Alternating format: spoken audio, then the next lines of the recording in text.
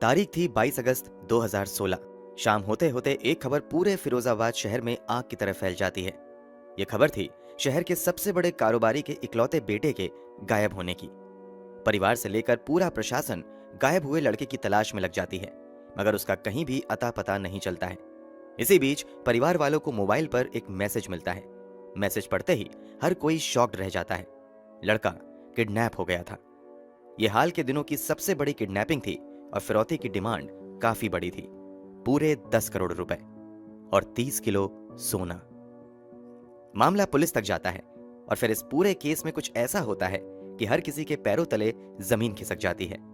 इस घटना को अंजाम देने वाले व्यक्ति के बारे में तो सुनकर एक पल के लिए यकीन करना भी मुश्किल हो जाता है।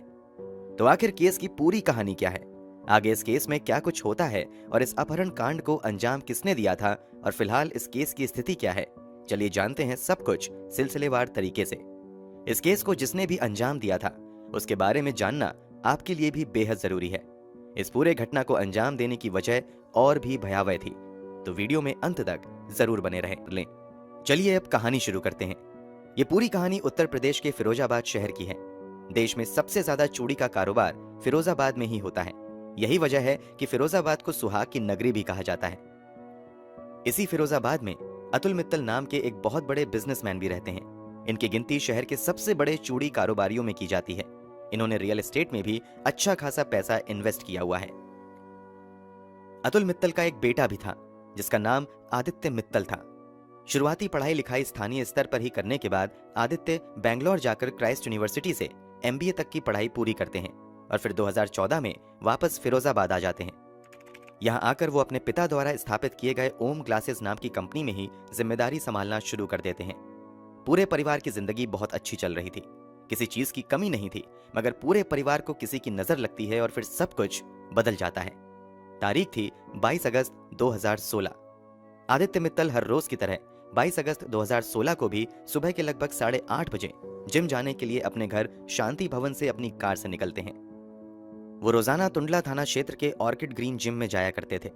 जिम जाने के बाद अक्सर आदित्य जिम से ही सीधे ऑफिस चले जाया करते थे और काम संभालना शुरू कर देते थे। मगर 22 अगस्त 2016 को आदित्य समय पर ऑफिस नहीं पहुंचते हैं। ऑफिस से जब उनके मोबाइल पर कुछ लोग फोन करते हैं तो आदित्य का मोबाइल स्विच ऑफ आता है। लोगों को लगता है कि शायद वो अपने किसी दोस्त के साथ निकल गए होंगे, इसलिए ऑफिस नहीं आ रहे हैं। इसलिए कुछ दोस्तों को भी फोन किया जाता है, मगर वो आदित्य के बारे में कुछ नहीं बता पाते हैं। अब जैसे जैसे समय भी बीतता है आदित्य की खोज भी तेज हो जाती है। यहां तक कि कई घंटे बीत जाते हैं मगर आदित्य का कहीं भी अता पता नहीं चलता है। जिम में पता करने पर कहा जाता है कि आदित्य तो जिम आए ही नहीं है। अब आदित्य के परिवार वाले प्रशासन के पास जाकर आदित्य को खोजने की गुहार लगाने की तैयारी कर ही रहे होते हैं कि अचानक से आदित्य के चाचा के मोबाइल पर एक मैसेज आता है। आदित्य का अपहरण हो गया है, किसी को पता नहीं चलना चाहिए, मेरे अगले फोन का इंतजार करना। ये मैसेज देखते ही हर किसी के पैरों तले जमीन खिसक जाती है। लोग बेचैन हो जाते हैं मगर चाहकर भी बहुत कुछ नहीं कर पाते हैं, क्योंकि मैसेज में साफ साफ लिखा था कि किसी को पता नहीं चलना चाहिए। इसलिए परिवार वाले चाहकर भी पुलिस की मदद नहीं ले पाते हैं और अपहरणकर्ताओं के अगले आदेश का इंतजार करने लगते हैं।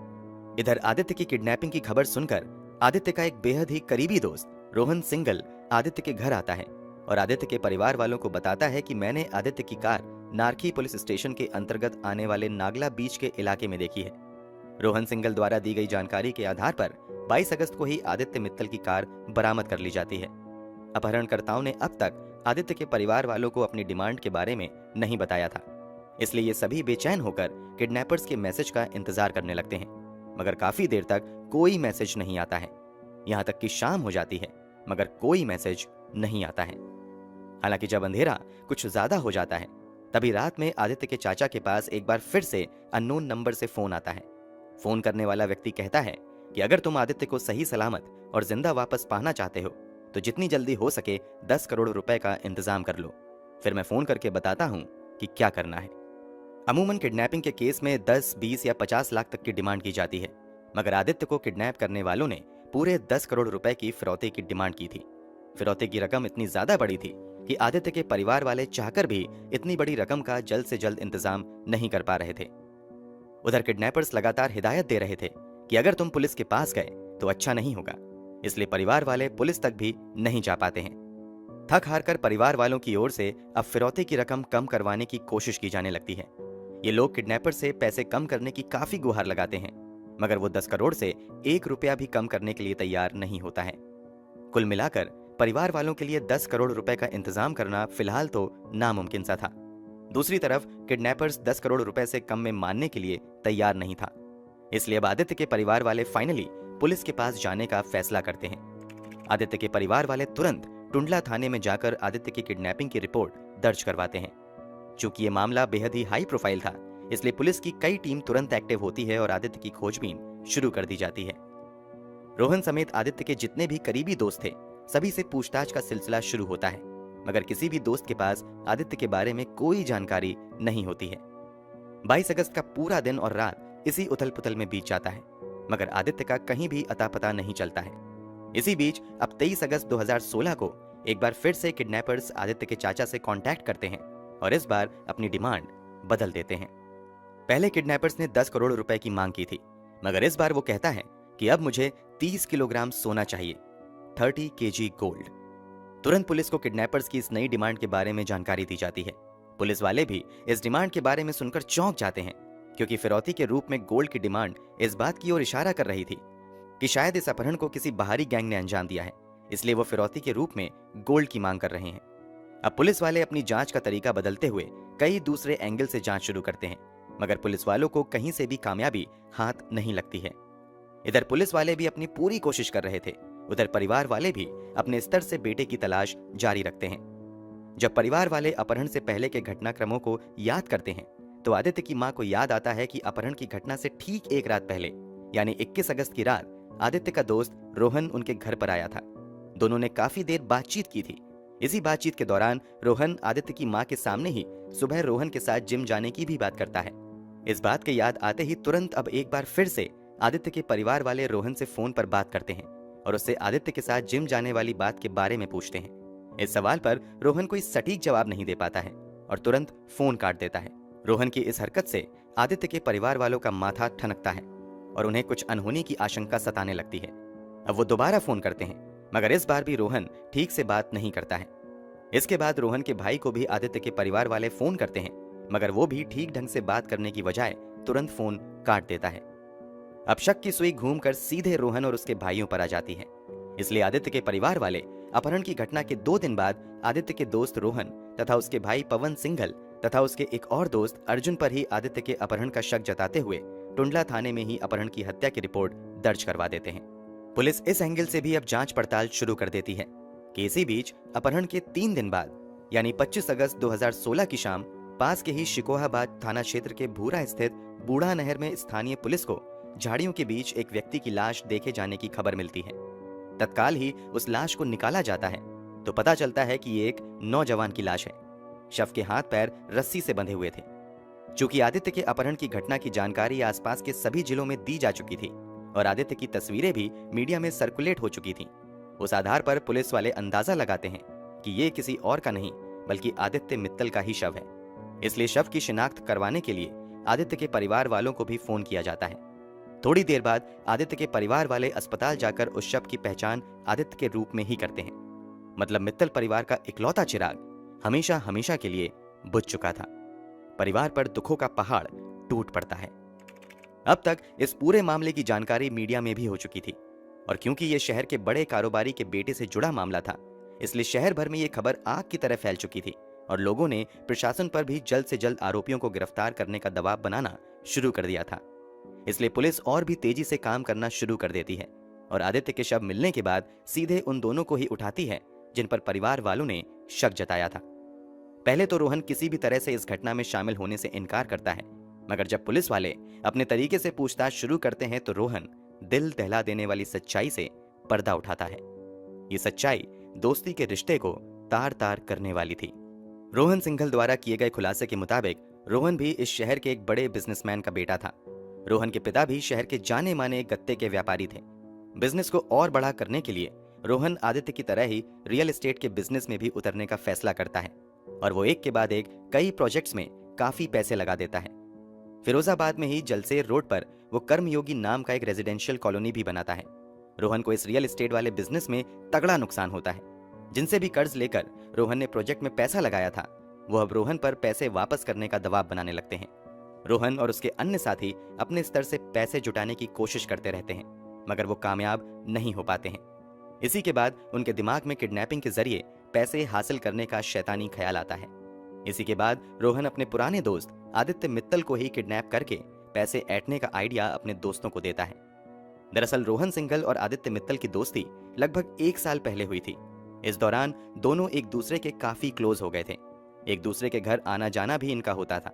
इस कारण रोहन को आदित्य के परिवार वालों की हैसियत का भी अंदाजा अच्छे से हो गया था। क्योंकि आदित्य मित्तल अतुल मित्तल का इकलौता बेटा था, इसलिए रोहन अपने दोस्तों को यकीन दिलवा देता है कि अगर हमने आदित्य को किडनैप कर लिया तो उसके परिवार वाले अपने इकलौते बेटे को बचाने के लिए हमें मुंह मांगी कीमत देंगे। फिर उन पैसों से हम बड़ी आसानी से अपना कर्ज चुका सकते हैं। इसी के बाद आदित्य के हर मूवमेंट पर बारीकी से नजर रखने के लिए रोहन आदित्य के और करीब आ जाता है और उसके घर आना जाना और उठना बैठना भी शुरू कर देता है। इसी साजिश के तहत वो अपने प्लान को अंजाम तक पहुंचाने से पहले 21 अगस्त 2016 की रात भी आदित्य के घर जाता है। रोहन सिंघल के खुलासे के मुताबिक जब आदित्य जिम के लिए निकलता है तो रास्ते में उसे रोहन मिलता है। रोहन उसे रोककर कहता है कि आज जिम जाने की बजाय मेरे साथ चलो, हम अपने फार्म हाउस पर चलकर शूटिंग की प्रैक्टिस करेंगे। जैसा कि हमने थोड़ी देर पहले बताया, रोहन सिंघल भी शहर के एक बड़े कारोबारी का बेटा था, इसलिए उसके पास लाइसेंसी हथियार होने के साथ साथ एक बड़ा सा फार्म हाउस भी था। इसलिए आदित्य शूटिंग प्रैक्टिस की बात सुनकर रोहन के साथ उसके जलेसर रोड स्थित फार्म हाउस पर जाने के लिए तैयार हो जाता है। अब आदित्य रोहन के फार्म हाउस की तरफ बढ़ ही रहा होता है कि थोड़ी दूर आने के बाद रोहन आदित्य से रास्ता बदलते हुए दूसरी तरफ चलने के लिए कहता है। पूछे जाने पर रोहन कहता है कि इधर मेरा एक प्रोजेक्ट चल रहा है, वहीं थोड़ा सा काम है, वहां से आकर फिर हम लोग फार्म हाउस पर चलेंगे। रोहन के इतना कहने पर आदित्य अपनी कार दूसरी तरफ मोड़ देता है। जैसे ही ये उस कंस्ट्रक्शन साइट पर पहुंचता है, पहले से तैयार रोहन के भाई और दूसरे दोस्त तुरंत आदित्य को अपने कब्जे में लेकर हाथ पैर बांध देते हैं और मुंह पर कपड़ा लपेट देते हैं। इसके तुरंत बाद पहले से तैयार बेहोशी का इंजेक्शन आदित्य को दे दिया जाता है। इस कारण थोड़ी ही देर बाद आदित्य बिल्कुल खामोश हो जाता है। इसी के बाद रोहन एक फर्जी आईडी से कुछ दिन पहले लिए गए सिम का इस्तेमाल करते हुए आदित्य के चाचा को फोन करते हुए आदित्य की किडनैपिंग की जानकारी देता है।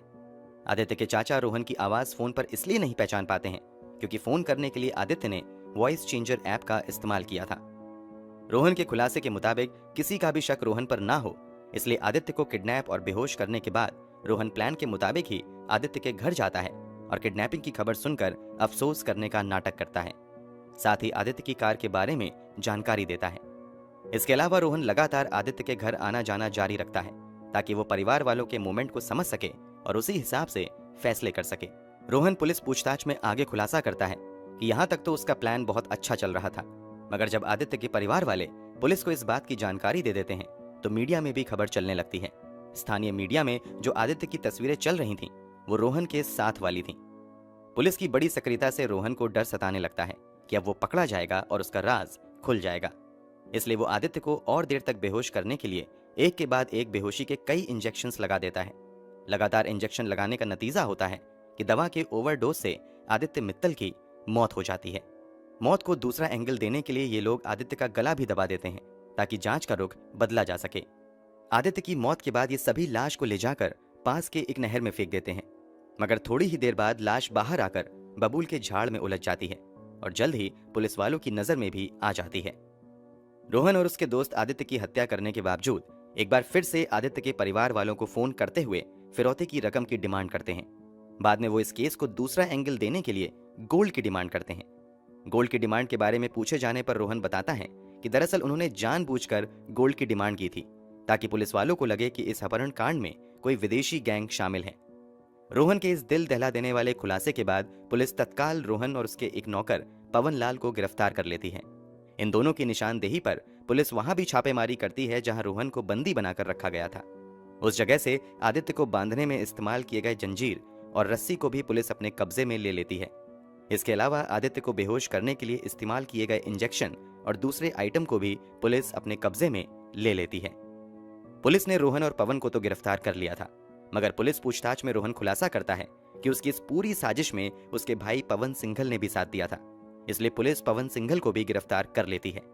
आगे की जांच में खुलासा होता है कि बेटों की इस साजिश के बारे में रोहन और पवन सिंघल की मां अनीता सिंघल को भी जानकारी थी, मगर उन्होंने अपने बेटे को ऐसा करने से नहीं रोका। इसलिए पुलिस वाले अनीता सिंघल को भी गिरफ्तार करके जेल भेज देती है। कुल मिलाकर कई दिनों की जांच के बाद इस मामले में पुलिस द्वारा 7 आरोपियों को गिरफ्तार किया जाता है।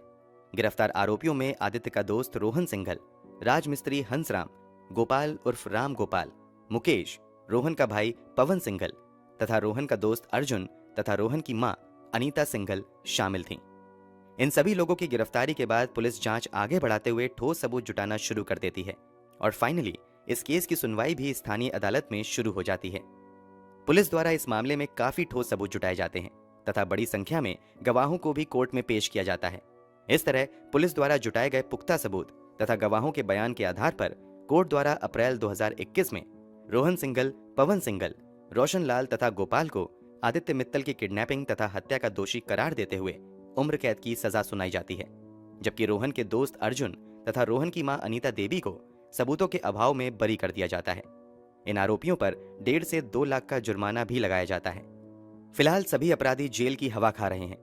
दूसरी तरफ आदित्य का पूरा परिवार दोस्तों पर किए गए भरोसे की कीमत चुका रहा है। दोस्तों, इस पूरे केस के बारे में आपकी क्या राय है? कमेंट बॉक्स में जरूर बताएं।